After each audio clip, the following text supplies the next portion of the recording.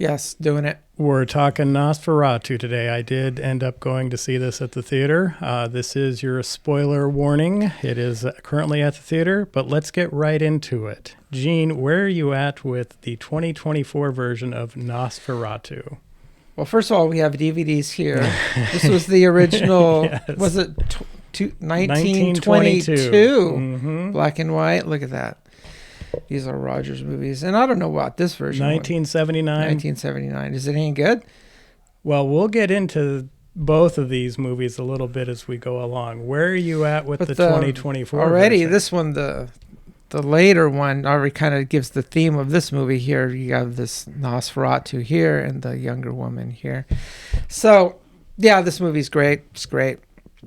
Saw it with my wife, my 17-year-old. My 17-year-old was aghast. Couldn't believe what stuff we were saying. We felt guilty. It's like, what are we doing? Taking our 17-year-old to this thing.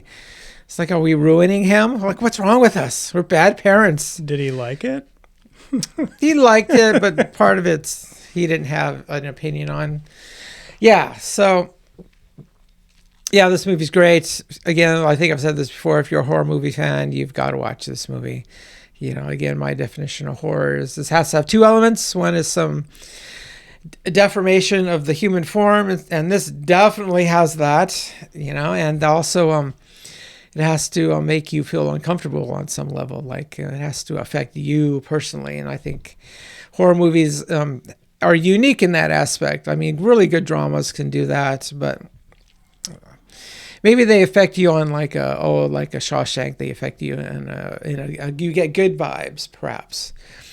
But or there are other movies that leave you with bad vibes. I don't know. I think I'll dare say they might be rare, but horror movies definitely have that element. They can affect you. This movie has a lot of themes, so we're trying to really get away from analyzing plot, really going after themes. And there's tons of themes here. You know, I'll just touch on a few. You know, I think the theme of obsession is a huge one here, but there's a lot of things going on. It's like wrote them down, just the kind of a battle of the classes, the caste systems. You know, there's definitely and I got to say this for Robert Eggers, the guy who made this movie, is like you got to really appreciate somebody who really knows what they're doing. Someone who has a vision and someone who is willing to put that vision on film. This movie's beautifully shot all the way around. It's just a piece of artwork. I'll go so far as to say that. And it just really brings out there's a juxtaposition between beauty. It's like the characters, the young women, the settings, and just the absolute grossness of evil, if you call it. You know, the blood, spit. It's just oldness, the grossness of oldness. Yeah, this movie's great. There's nothing bad about it. It's awesome. I cannot recommend this movie at all. Oh my gosh. I'm sorry, Gene. I did not. There's a reason I brought these two versions, the 1922 and the 1979 I love version. This thing. I'm going to drink my thing even though it rains. One of the cool things about Nosferatu, though, there's three versions now. The 1922, 1979, and then now this one. Nosferatu, for whatever reason, attracts big-time directors, right? You had F.W. Murnau doing the first one. You had Werner Herzog doing the 1979 one, and now you have Robert Eggers, who is definitely recognized as a masterful filmmaker, which is evident in this film. However, yes. I do not like this movie very much, and in comparing it to these other two, one, if you've seen either of the other two, you've already seen this movie. There's nothing new here on any level. Yeah, you can just tell, even just looking at this cover here, that this movie is really similar to the one we just saw. But I also think, well, no, this one is significantly better. But I also think there's the curse of, as a director, I'm obsessed with bringing this vision of this movie I really love. We saw this happen with Peter Jackson's King Kong. He was such a fanboy of King Kong, and he ended up producing a film that lost the very essence of what the film was. Yeah, that film it had kind of like Krampus last week. I don't know if you compare King Kong versus Krampus, but in the way they both lacked a sense of what they really were. And I think King Kong, Peter Jackson's King Kong. You know, it's been like a 10-year effort for Eggers to get Nosferatu on screen. And he makes a fatal, in my opinion, flaw. And I don't think so. the fatal flaw with this film, well, there's a couple, but the main fatal flaw is he veers so far away from the already established look of Count Orlok.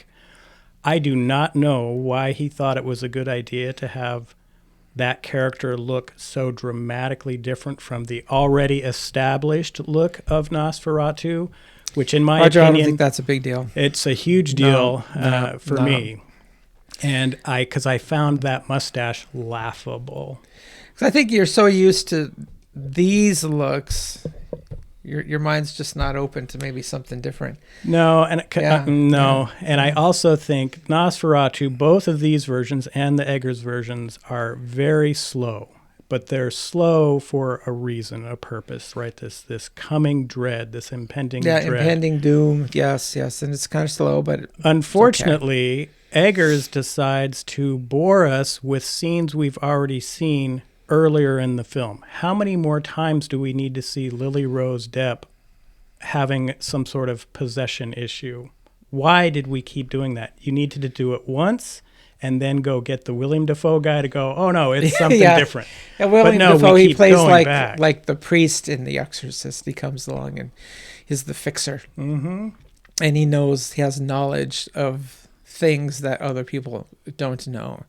Knowledge that is easily dismissible because it seems ludicrous. But when these things happen, when these events transpire, it seems like, oh, he really does know. Right. Right, and I just it's can't. Not a killer for me. Sure. Yeah, it's not a killer for me. So again, 93 minutes, 107 minutes, 2 hours and 12 minutes, and I counted. It's not a killer for me. 30 minutes could have been cut out if they just would have stopped. Let's go look at Lily Rose Depp undulating on the floor, having some sort of tremors again. Oh, what could this possibly be? Why did they do that? What was the point of doing that? I don't know. But I think it was I'm a fanboy of the movie, so I'm so in love with everything I'm putting on film, I don't recognize I need to edit crap out. I think my answer to that would be I think he spends a lot of time. This movie is like a piece of artwork. Like you can tell every scene has been planned, it's been shot well, they spent some money on the cinematography. I think he is setting the scene, likes the costumes are immaculate. Mm-hmm. So I think he's into that. He's setting the scene, and I think that's maybe why there's a lot of that going on. But I don't know. I'm not Roger Edgers. I can't just screech him and call him, so I don't know.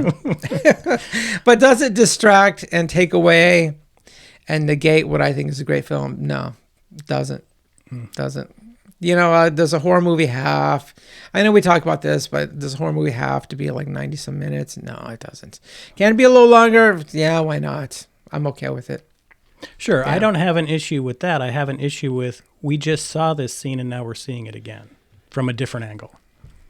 It's not a negating point for me. To me, it was clearly he's such a fanboy of his own film that he doesn't recognize I need to cut crap out because the narrative is just dying right here in front of me, and I want to leave the theater. And there's not enough. There's not enough new in here. The original was the original. It was new, right? Then this one, the Werner Herzog one, it's like there's little bits of different pieces that he's putting in there. Plus, of course, it's in color. Plus, it's not a silent movie, so there's new stuff. This one is the exact same movie, drawn out longer than it needs to be. Gene is right. The cinematography, the sets, everything is immaculate, right? Immaculate. If this movie's going to get nominated for any sort of Academy Award, it's going to be for things like that, costume design. You're right. Every scene is just perfectly thought out. Here's a beautiful visual, painting style visuals. And I would say that is Robert Edgers' style. If you look at other movies of his, The Norseman, The Witch in particular. Those movies are shot in the very same style. Every scene's thought out.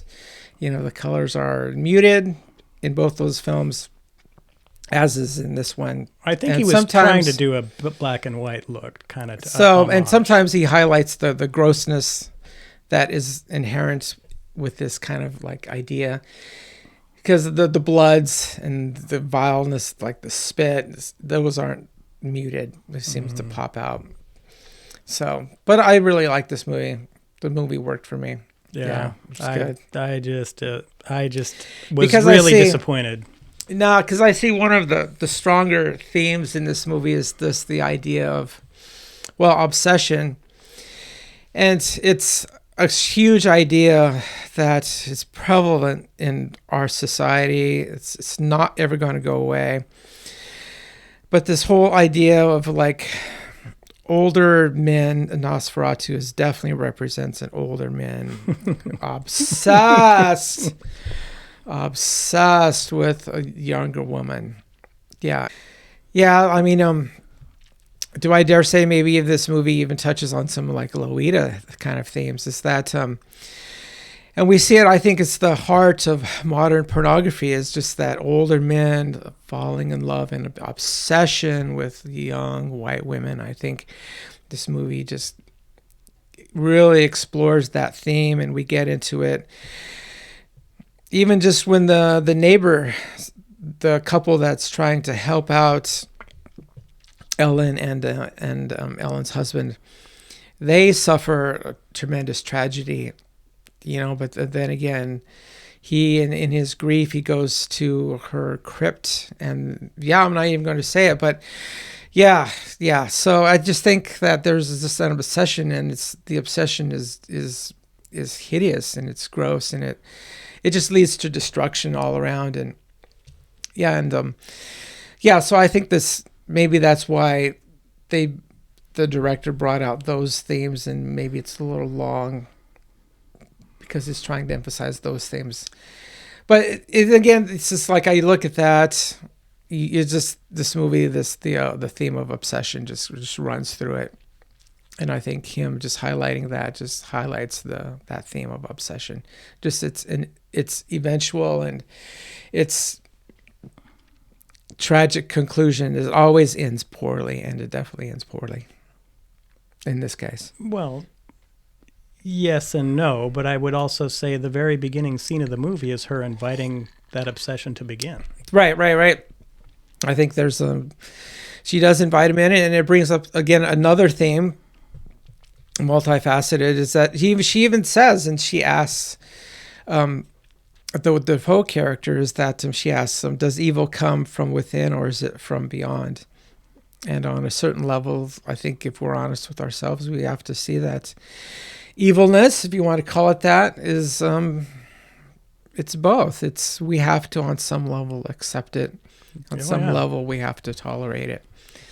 Yeah. History is littered with us tolerating evil until we end up destroying it. Yes. And then what happens? It comes and it destroys us. Because we see this evil coming. It's like, I love how you could see the hand spreading over the community. And then, but who suffers? Mostly the average everyday people. There are scenes of where there's just you walking down the street and there's just bodies all over the place. Part of it reminded me of sorry, but Monty Python, where it's like the bring out your dead, right. So it's like, because there are just so many bodies all over the place. Yeah, so this movie I think has a lot going for it.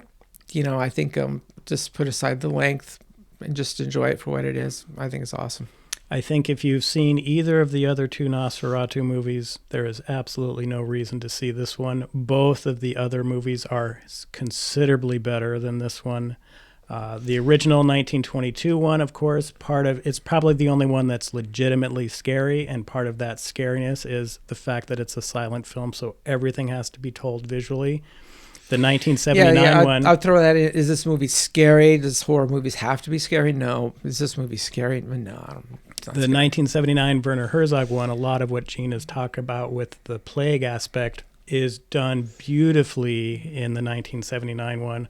I watched this one again last night because I hadn't seen it for like 20 years and had just forgotten. Nice cover. Look at that. Forgotten how beautiful this movie is in its display of dread and the plague aspect and that kind of stuff. But again, it goes back to 3 world-class directors have taken on this property. I believe Robert Eggers has failed, and part of it is because of his obsession of the property. Werner Herzog, this movie is true poetry right here. And then, of course, F.W. Murnau with the silent version is just beautiful. And, of course, Gene, did you know a lot about this version of the movie, the 1922? No, I've not seen these two versions. So the 1920... So, and I just got to throw in is, you know, you have the advantage of you can compare. You know, I haven't seen these, and I would say the vast majority of our audience has not seen either of these either. I would disagree. So, yeah, see the Edgers version. Yeah, it's good. Well, and perhaps if you have not seen the other two, okay, maybe this version's going to be okay, but go back and look at these two. But the 1922 version, the fact that it exists is a miracle. Yeah, what would you say of these two? Is using the word better even fair for something like this? Yeah. Is this one better? So, well, let's talk for a minute. Talk about it, because I don't know about it. The fact that this one even exists is amazing, because the whole point of this was, hey, we're a bunch of German guys, F.W. Murnau, and we want to do Dracula, but we don't want to pay Bram Stoker for any of the rights, so we're just going to make this other version. We're going to call him Count Orlok, and we're going to change everybody's names, and we're going to make a couple changes here. Well, Bram Stoker's wife, or widow at the time, took them to court and sued them, and the court said, okay, you win, you're right, this is a complete ripoff of your husband's work. All copies of this movie must be destroyed. So the fact that it even exists is a miracle, and a good miracle, because I would hate to be trapped in like the London After Midnight scene where all you can see is a still photo of like Lon Chaney. Here, nope, here's the movie. You can see it. It's beautiful. It lays the groundwork for a lot of horror movies going forward. Do you know the story, why it survived? Well, do you have any insights because there's thousands of prints floating around, and you can't ever destroy all of them. Yeah, so all it takes is just one to survive. Mm-hmm. And I think there was like 3 copies that they ultimately have recovered, because every couple years they're like, oh, we found another copy, let's splice some footage that maybe was missing from the other copy. And so you've got a really nice film here. Kind of like people looking for those lost Doctor Who episodes. Yes. Which there are some seasons. What seasons have not been found? Although we're veering off topic here. The first and second Doctor are missing significant numbers of episodes from those 2 years. Right, and weren't you saying that, because Roger and I have known each other years, that they found some Doctor Who episodes in the attic of some barn? Right. Yeah. Well. in yeah. Africa. Yeah. They because there's this guy from the BBC, and I can't remember his name now, but like his life's work is trying to find all of these lost episodes, and they were distributed all around the world. And one of the great stories from him is when, after the Shah of Iran was overthrown in the 70s, Shah, yeah, and that's like Ayatollah Khomeini and all those guys running the show. Power, yeah. He was trying to track down, because he's like, oh, we did send some to Iran, and he calls him up, and he finally gets to talk to somebody, and they were just like, what in Allah are you talking about? We have no idea what you're talking about. Doctor Who, what? So anyway, but that's the cool thing, is these old movies can sometimes be recovered. If you're willing to look, they can be found, and here's an example right there. But I think this movie kind of laid the template for a lot of horror that we see today, especially within the vampire realm, because as we all know, in the original Dracula, vampires didn't have a huge problem in the sun. Their powers were diminished, but they could walk around freely. This was the first thing that said, nope, sun straight up kills you. And that's kind of been the lore now going forward. Yep. But then I think the 1979 version, Werner Herzog, again, this is just poetry. One of the beautiful scenes in this film is when the ship comes in after Nosferatu has... There's a ship in this movie? Yeah, well, of course. It's the same movie as these two. Has destroyed the crew, and the ship is slowly coming in. Destroyed, yep. And there's no crew. The plague is coming, and Werner Herzog films that so beautifully, and it's just a wonderful film to watch. I thought that was filmed well in our version. No, this one, the plague sequences in Robert Eggers' version are probably the best part of this film, but Werner Herzog is a master filmmaker, and it's on full display. Yes, Werner Herzog's very good. I referenced him in another movie, in another episode just recently. But I was really expecting Robert Eggers to make better choices, and he didn't. And so I didn't like this film, and I really didn't like the look of Count Orlok. at all. I thought he was fine. And I kept thinking, Fine in the respect that he represents an older guy who's gross and hideous, searching for something that is really unattainable and really he shouldn't be searching for anyway. Yeah, it's gross. I just cannot. And there's just a lot of, like I said, the juxtaposition between what's beautiful and what should be beautiful, and it should be separated from what's hideous and what's ugly. Yeah. But then you mix them. Just didn't work for me. Bad. Just didn't work for me, and part of it is it's okay. I know the other two really well, so. Yeah. I still hate Silent Night, Deadly Night, and I'll always hate that one. I know you love it. So, but it's all good. So the main thing, I think, if you're a horror movie fan, check it out. I think it's good. Roger disagrees. But I'm not telling anyone to never ever see it. You make up your own decision on there, but it did not work for me, and I can't recommend it to anyone. No, I recommend it for sure. Yeah. So, Gene, what are we doing next week? I don't think we planned this out. No, we haven't. No, it's going to be the new year. Oh, well, we could do New Year's Evil, another slasher. No, we're not going to do that. I don't know. I don't know. One slasher movie, you really kind of, do I say you've seen one, you've seen them all? Oh, no. But, there are different levels. This one's slasher. set on New Year's Eve. The other ones are like Halloween or Friday the 13th or something. Yeah, I don't know. We'll figure it out. Well, yeah, we didn't plan out what we're going to do next, but we do have an episode where we talk about our top 10 movies. Maybe we'll resurrect that one, or maybe we could reshoot that one. Maybe we'll do that. But New Year's Evil, the twist is he kills somebody in every time zone. So every time it flips to midnight, he's killing someone. So you mean he goes to... He goes, kills New someone York, on the East Coast, flies over. Cleveland, New York, but Chicago, Denver, L.A., Anchorage, Honolulu. Yeah, he's just going for it. Then just USA or the whole world? No, just USA. Yeah. What is that, 4 or 5, 6 time zones in? So was it got a frequent flyer plan? I don't know how it worked out so well for him, but that's what he's doing. That's his plan. What he's doing. I mean, could you logistically pull that off? No. Well, if it's because it's an hour difference, it's midnight, Times Square. Although I guess if he was right up on the line. Yeah, but then if you're right on the line, that means then you're far. Just say you're the edge of Pennsylvania and Ohio. Okay, you could you wait an hour and then you but then you got to get to the other side of the line, which could be far. I don't know. Especially out west. You'll have to watch the movie, Gene, just to see how he does it. But I'm not going to watch it. No, of course not. All right, we'll figure something out. Yeah. Maybe we'll do our top 10. We're definitely split on Nosferatu. Gene says see it. I say see it. I mean, it's a work of beauty. If you're willing to examine yourself, there are lots of themes going on in this movie which are very relatable to our modern society, which is unfortunate for us. Yeah. All right. We will catch you next week. Bye-bye. Bye.